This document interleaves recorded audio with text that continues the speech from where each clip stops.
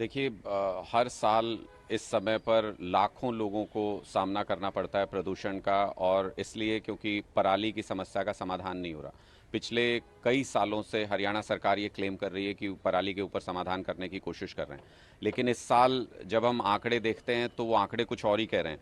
2021 में अभी तक, और ये सैटेलाइट का डाटा है सारा, अभी तक 62 फायर इंसिडेंट थे, फार्म फायर इंसिडेंट थे। 2022 में इस समय तक 80 फार्म फायर इंसिडेंट थे, और 2023 में आज की डेट तक 277 फार्म फायर इंसिडेंट है, यानी 3-4 गुना फार्म फायर इंसिडेंट बढ़ चुके हैं।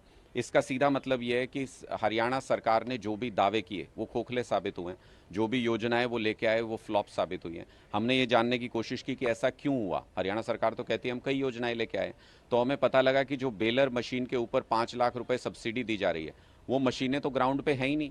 ये बहुत बड़ा घोटाला हरियाणा के अंदर बेलर मशीनों के नाम पे, पराली को ठीक करने के नाम पे हो गया।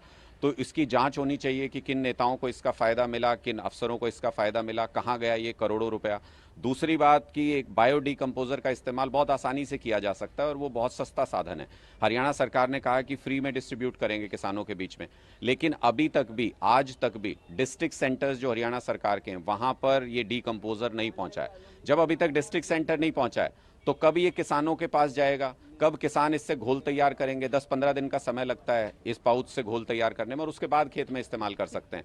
तो इसका मतलब इस सीजन में तो ये इस्तेमाल नहीं हो सकता। फसल तो बड़े पैमाने पर कटनी शुरू हो गई है, पराली जलनी शुरू हो गई है, इंसिडेंट मैंने आपको बताया। इसका मतलब हरियाणा सरकार इस मुद्दे को गंभीरता से नहीं लेती है। खट्टर साहब को फर्क नहीं पड़ता है कि लाखों लोग हर साल प्रदूषण का सामना करते हैं, बीमारियों का शिकार होते हैं, बहुत से लोगों की जान जाती है प्रदूषण से। लेकिन पंजाब में भी तो पराली जल रहा है, पंजाब में है। देखिए, आज हमने बताया आपको कि किस तरीके से पंजाब के अंदर न सिर्फ हमने योजनाएं लागू की, हमारी सरकार पिछले साल ही पंजाब में आई, न सिर्फ हमने योजनाएं लागू की बल्कि उनको अच्छे तरीके से ग्राउंड के ऊपर इम्प्लीमेंट भी किया जा रहा है। कई डिस्ट्रिक्ट्स ऐसे हैं जहां पर हमने ये कहा है कि इस बार ज़ीरो पराली जलेगी वहां पर, और उसका पूरा इंतजाम सरकार ने किया है, उसको जीरो जोन घोषित किया है पूरे को। कई जगह पे ऐसे हैं जहां पे मशीनें उपलब्ध कराई, 1.7 लाख मशीन्स हैं वहां पे, उनको डिस्ट्रीब्यूट कराया सारे डिस्ट्रिक्ट्स के अंदर।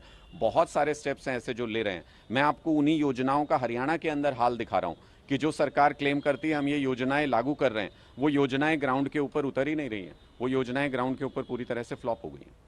देखिए, आपको पता ही है कि आम आदमी पार्टी अलग अलग प्रदेशों में सभी जगह अपना संगठन मजबूती से बना करके चुनाव कैंपेन चला रही है, और हम अपनी पूरी तैयारी पर हैं। चुनाव आयोग जब भी चुनावों का ऐलान करे उसका स्वागत करते हैं। भारतीय जनता पार्टी डरती है चुनावों से, तो आम आदमी पार्टी की तो पूरी तैयारी रहती है हमेशा।